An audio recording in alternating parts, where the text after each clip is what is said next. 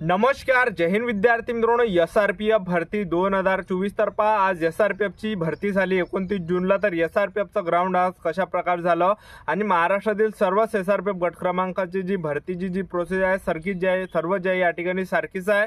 तर आज 29 जूनला जे या ठिकाणी SRPF ची भरती झाली सुरुवातपासून शेवटपर्यंत आज काय काय प्रोसेस होती, त्याचबरोबर या ठिकाणी तुम्ही किती वाजता रांगेमध्ये लागले तर किती वाजेपर्यंत तुमचं फिजिकल होऊ शकते या ठिकाणी याबद्दल सुद्धा तुम्हाला माहिती सांगणार आहे. कागदपत्र तुम्हाला या ठिकाणी भरतीला जाताना कोणकोणते न्यायचे, त्याचबरोबर तुम्हाला कोणकोणत्या चुकांनी करायच्या, कोणकोणत्या गोष्टीचं तुम्हाला लक्ष ठेवायचं आहे, त्याचबरोबर या ठिकाणी जे विद्यार्थ्यांना कशा प्रकारे मार्क्स पडत आहे 100 पैकी आणि यावर्षी कटऑफवर सुद्धा काही फरक पडणार आहे मागच्या भरतीपेक्षा. ठीक आहे, तर यावर्षी कटऑफ सुद्धा थोडा कमी जाऊ शकतो कारण की खूप कमी विद्यार्थी म्हणजे खूप जास्त विद्यार्थ्यांना कमी मार्क्स या ठिकाणी पडत आहे. ठीक आहे, तर आज 29 जूनला SRPF ची भरती झाली. तर सुरुवातपासून शेवटपर्यंत कशा प्रकारे भरती झाली, त्याचबरोबर मुलांनी आज कोणकोणत्या चुका केल्या ज्या की तुम्हाला करायचे नाही आहे, कागदपत्र कोणकोणते लागते. तर आजचा व्हिडिओ खूप महत्त्वाचा होणार आहे. व्हिडिओ शेवटपर्यंत बघा आणि व्हिडिओला आताच लाईक करा. नमस्कार विद्यार्थी मित्रांनो, माझी नोकरी कॉर्नर युट्यूब चॅनलवर मी गोपाल अनखळे तुमचं सर्वांचं सहर्ष स्वागत करतो. तर मित्रांनो, व्हिडिओचा थंबनेल बघून तुमच्या लक्षात आलं असेल की आपला व्हिडिओ कोणत्या टॉपिकवर होणार आहे. व्हिडिओ सुरू करण्याच्या आधी आपल्या युट्यूब चॅनलला सबस्क्राईब करा जेणेकरून प्रत्येक भरतीची अपडेट तुमच्यापर्यंत सर्वात आधी पोहोचेल आणि जास्त करून SRPF भरतीच्या रिलेटेड जास्त व्हिडिओ आपल्या चॅनलवर अपलोड करत असतो.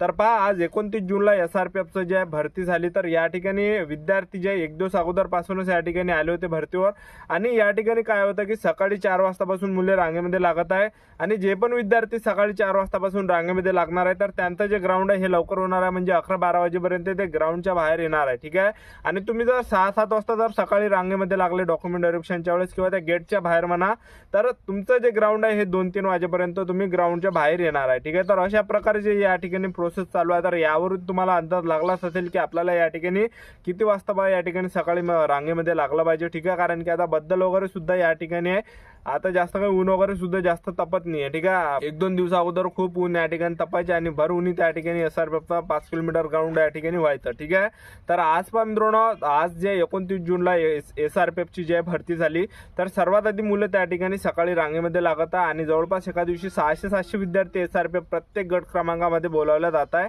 भरतीसाठी. ठीक आहे, तर सर्वात आधी काय होतं की मुलांना त्या ठिकाणी 8-8, 10-10 विद्यार्थ्यांना ते सर्वात आधी गेटच्या अंदर घ्यायच्या अगोदर त्या ठिकाणी फक्त पहिले 3 डॉक्युमेंट चेक केले त्यांनी आज. तर ते होते या ठिकाणी hall ticket, original hall ticket check करता वरतं. ठीक आहे, त्या तिथंच आहे गेटापाशी. त्याचबरोबर तुम्हाला SRPFचा फॉर्म सुद्धा न्यायचा आहे, SRPFचा फॉर्म सुद्धा ते चेक करते. त्याचबरोबर तुम्हाला या ठिकाणी आधार कार्ड सुद्धा न्यायचा आहे आणि एक फोटो तुमचा. ठीक आहे, तर हे 3 डॉक्युमेंट चेक केल्यानंतरच तुम्हाला ग्राउंडच्या अंदर जे आहे त्या ठिकाणी पाठवते. आणि त्या ठिकाणी काय होतं की कॅमेरा त्या ठिकाणी तुमची पुरी शूटिंग त्या ठिकाणी होते. ठीक आहे, कॅमेराने. तर हे झाल्यानंतर आणखीन विद्यार्थ्यांना त्या ठिकाणी समोर आणखीन नेते आणि त्या ठिकाणी मंडपामध्ये बसून जाते. तर मंडपामध्ये बसून ठेवते विद्यार्थ्यांना. तर त्या ठिकाणी बॅग वगैरे काढावं लागते तुम्हाला आणि त्या ठिकाणी डॉक्युमेंट व्हेरिफिकेशनची प्रोसेस होती. तर डॉक्युमेंट व्हेरिफिकेशनला जास्त टाइम लागत नाही, 5-10 मिनिटांमध्ये डॉक्युमेंट व्हेरिफिकेशन होत आहे संपूर्ण. ठीक आहे, तर फटाफट आता जे एकदम फास्टमध्ये त्यांनी काम चालू केलं आहे. ठीक आहे, आणि SRPFला मी तुम्हाला सांगतो त्या ठिकाणी डॉक्युमेंट व्हेरिफिकेशनला जास्त कागदपत्र लागत नाही. एक लागते त्या ठिकाणी ओरिजिनल आपलं हॉल तिकीट, ओरिजिनल आपला फॉर्म जो आपण पोलीस आपला SRPFचा फॉर्म भरला पण तो फॉर्म लागणार आहे, आधार कार्ड त्या ठिकाणी लागणार आहे. बस एवढे 3 डॉक्युमेंट त्या ठिकाणी लागत आहे डॉक्युमेंट व्हेरिफिकेशनच्या वेळेस. पण तरी सुद्धा तुम्ही या ठिकाणी ओरिजिनल डॉक्युमेंट न्या जेणेकरून काय प्रॉब्लेम येणार नाही. ठीक आहे, कारण की कसं होणार आहे जर त्यांनी तर आता सर्वच जे झेरॉक्स मागितले त्यांनी आणि तुम्ही जर नाही नेला तर मग प्रॉब्लेम येणार, अडचण येणार नाही. तर तुम्ही जे तयारीमध्ये जा. ठीक आहे, त्या ठिकाणी जास्त डॉक्युमेंट लागत नाही पण असू द्या आपल्याजवळ पडले ओरिजिनल सुद्धा नाही त्या ठिकाणी, झेरॉक्स सुद्धा नाही जेणेकरून काही या ठिकाणी प्रॉब्लेम येणार नाही. आणि झेरॉक्स तुम्ही अगोदर काढून घ्या, नाही तर काय विद्यार्थी काय करताय गावावरून येते अजूनही झेरॉक्स काढत नाही. त्या जेव्हा ते सेंटर असते त्या सेंटर पाशी ते झेरॉक्स काढते तर तिथं एकदम महाग झेरॉक्स भेटते. लक्षात ठेवा. ठीक आहे, 2-2 रुपयाची 3-3 रुपयाची एक झेरॉक्स आहे. तर एवढा महागी मोलाचे झेरॉक्स काढू नका तुम्ही. ठीक आहे, गावावरूनच तुम्ही झेरॉक्स घेऊन घ्या ज्या लागते तुम्हाला. तर डॉक्युमेंट व्हेरिफिकेशनला आज जे डॉक्युमेंट त्यांनी चेक केले ते होते या ठिकाणी मी तुम्हाला 3 सांगितले. एक आपलं आधार कार्ड झालं, ओरिजिनल हॉल तिकीट झालं, त्याचबरोबर SRPFचा फॉर्म झालं, त्याचबरोबर 10वीचं मार्कशीट न्या सोबत, 10वीचं बोर्ड सर्टिफिकेट न्या, 12वीचं मार्कशीट न्या, 12वीचं बोर्ड सर्टिफिकेट न्या, कास्ट सर्टिफिकेट न्या, डोमिसाइल न्या, त्याचबरोबर TC न्या, TC नसेल तर बोनाफाईड न्या, त्याचबरोबर EWS प्रमाणपत्र झालं, त्याचबरोबर या ठिकाणी तुम्हाला हे सुद्धा न्यावं लागणार आहे, काय म्हणते नॉन क्रिमिनल सुद्धा न्यायचं, आणि तुम्हाला 5 ते 6 फोटो तुम्ही अंतर न्या। आणि हे जे मी तुम्हाला कागदपत्र सांगितले याच्या 2-2 झेरॉक्स न्या, एक झेरॉक्स तर त्या ठिकाणी लागणारच लागणार जर समजा मागितले तर 2-2 झेरॉक्स काढून ठेवा, जेणेकरून काही या ठिकाणी प्रॉब्लेम येणार नाही। ठीक आहे, तर डॉक्युमेंट व्हेरिफिकेशनला जास्त टाइम लागत नाही। डॉक्युमेंट व्हेरिफिकेशन झाल्यानंतर त्या ठिकाणी एक फॉर्म भरून तुमच्याजवळून एक फॉर्म लिहून घेतला जात आहे।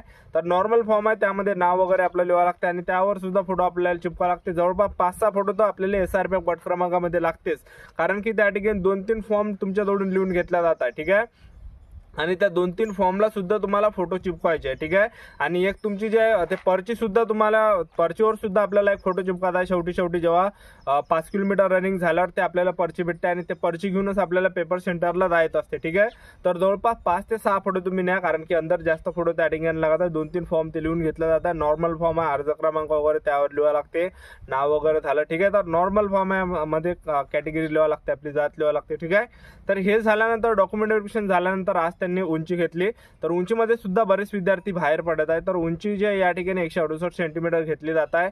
168 सेंटीमीटर पेक्षा थोडी जरी कमी असेल तर अपात्र केलं जात आहे, फेल केलं जात आहे, डायरेक्ट घरी पाठवलं जात आहे। उंची मोजल्यानंतर त्या ठिकाणी होत आहे विद्यार्थी मित्रांनो छाती मोजल्यानंतर विद्यार्थ्यांना आणखीन त्या ठिकाणी डॉक्युमेंट व्हेरिफिकेशन साठी पाठवलं जात आहे कॅम्प्युटरपाशी दुसऱ्या, आणि ते झाल्यानंतर थोडंसं आणखीन त्या ठिकाणी दुसऱ्या रांगेमध्ये तुम्हाला लागावं लागते, आणि त्या ठिकाणी चेस्ट नंबर तुम्हाला दिला जात आहे। आणि चेस्ट नंबर प्रमाणे ते काय होते की 20 विद्यार्थी एका SRPF वाल्याजवळ 20 विद्यार्थ्यांना पाठवले जाते, एका SRPF वाल्याजवळ 20 जण देते 20 विद्यार्थी। ठीक आहे, तर त्या 20 विद्यार्थ्यांचं जे इव्हेंट मग घेते 100 मीटर झाला, गोळाफेक झाला, 5 किलोमीटर झालं। तर या ठिकाणी सर्वात जास्त जो टाइम विद्यार्थी मित्रांनो लागत आहे, तर डॉक्युमेंट व्हेरिफिकेशनला जास्त टाइम लागत नाही आहे, पण जेव्हा डॉक्युमेंट व्हेरिफिकेशन झालं सर्व झालं मग इव्हेंट चालू राहते ना, त्यावेळी जास्त त्या ठिकाणी टाइम लागत आहे, कारण की भरपूर विद्यार्थ्यांचा त्या ठिकाणी इव्हेंट व्हायला टाइम लागत आहे। गोळाफेक झालं, 100 मीटर झालं, कारण की जे त्या ठिकाणी 1-1 रुपया 20 विद्यार्थ्यांचा पहिले त्यांचं ते हे होऊ दे, फिजिकल होऊ शकते, जे सर्वात समोर जे रांगेमध्ये लागले बा त्याचं सर्वात अगोदर फिजिकल होते, नंतर तुम्ही जर मागून आले तुमचं मागून शेवटी या ठिकाणी फिजिकल होते। ठीक आहे, तर एका SRPF वाल्याजवळ 20 विद्यार्थी पाठवले त्यांनी, आणि सर्वात पहिला जो इव्हेंट या ठिकाणी घेतला जाता 100 मीटर। तर 100 मीटरला या ठिकाणी स्पाइक बूट अलाउड नाही आहे, तर तरी सुद्धा तुम्ही वाटत असेल तर तुम्ही स्पाइक बूट सुद्धा न्या आणि एक साधा सिंपल बूट सुद्धा न्या जो रनिंगचा आहे तो। ठीक आहे, 2 बूट न्या, जर समजा त्यांनी स्पाइक बूट घालू दिला नाही तर आपला साधारण घ्यायचा आपल्याला। ठीक आहे, तर 100 मीटरवर तुम्हाला थोडा फोकस करायचा आहे की 100 मीटरमध्ये खूप कमी मुलांना कमी मार्क्स पडत आहे, म्हणजे जास्त विद्यार्थ्यांना कमी मार्क्स 100 मीटरमध्ये पडत आहे। तर 100 मीटर पहिला इव्हेंट झाल्यानंतर दुसरा इव्हेंट आहे गोळाफेक। गोळाफेकला 3 चान्स दिला जाते, एक फाऊल जरी गेला तरी सुद्धा 2 चान्स आहे, दोन्ही फाऊल गेले तर सुद्धा तुम्हाला 1 चान्स आहे, तर 3 चान्स या ठिकाणी दिला जात आहे गोळाफेकसाठी। ठीक आहे, आणि गावाकडला जो गोळा आणि हा जो गोळा ह्यामध्ये ज्या जमीन असण्याचा फरक आहे।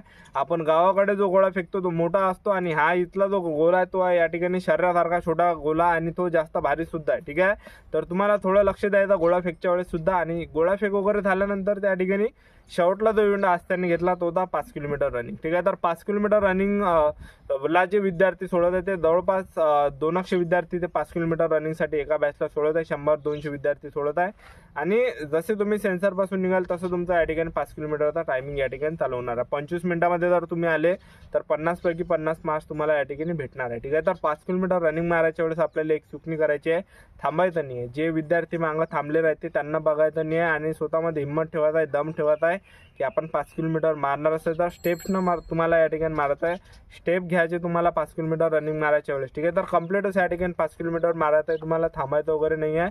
आणि पाण्याची सर्व व्यवस्था आहे, कारण की जागोजागी SRPF वाले जे त्या ठिकाणी कॅना घेऊन असले राहते। तर अशा प्रकारे SRPFची भरती 29 जूनला झाली। तर ही होती संपूर्ण महत्त्वाची माहिती। आजच्यासाठी इथंच थांबतो, भेटूया नेक्स्ट व्हिडिओमध्ये। जय हिंद, जय भारत।